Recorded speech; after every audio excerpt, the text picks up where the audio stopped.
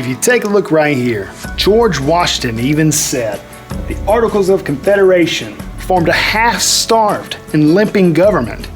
Guys, it was a government that didn't work. And the president of the Constitutional Convention and the first president of our country said so.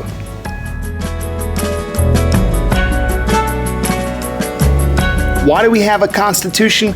We have a constitution because the Articles of Confederation did not work.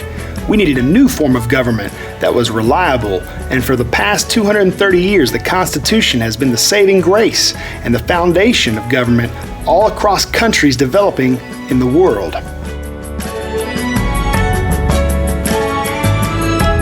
The Articles of Confederation was a new plan of government. It was developed, written 1777. It was a loose association of the states with a weak national central government.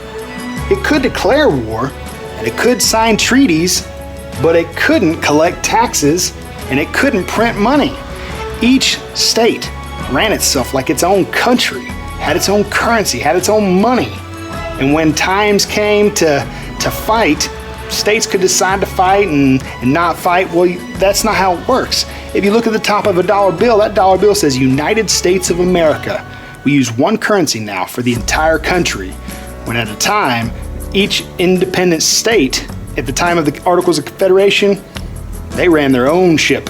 What do I mean? They used their own currency. You couldn't use Georgia currency in South Carolina and South Carolina currency in Georgia. It was just very confusing, which led to the demise 1781 to 1788 of the Articles of Confederation. Only lasted 7 years.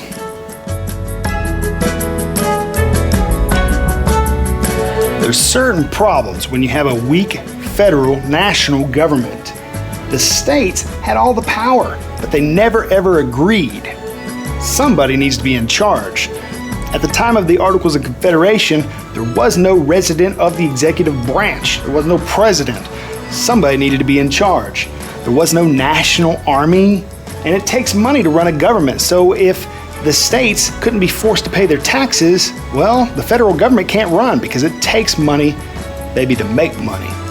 There was no law enforcement, there was no representation, and there wasn't even consistent trade laws. The Articles of Confederation was just a very confusing mix of government principles that had good intentions, but it just didn't work.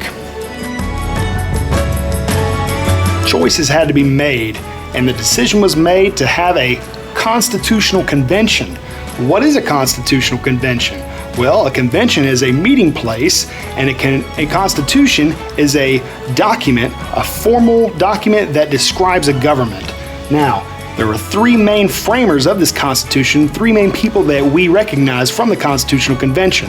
James Madison was the father of the Constitution. He took very studious notes, and he tried to attend every meeting that he went to, and he even rewrote his notes every evening after they met. So he was fresh and he was articulate about what happened in the meetings.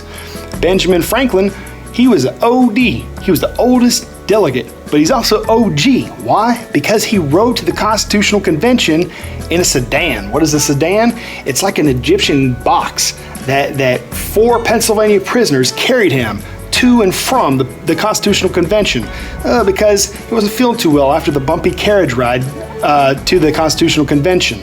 George Washington, because of the mad respect that he had from the American Revolution and being the commander-in-chief of the forces, he was elected as the president of the Constitutional Convention.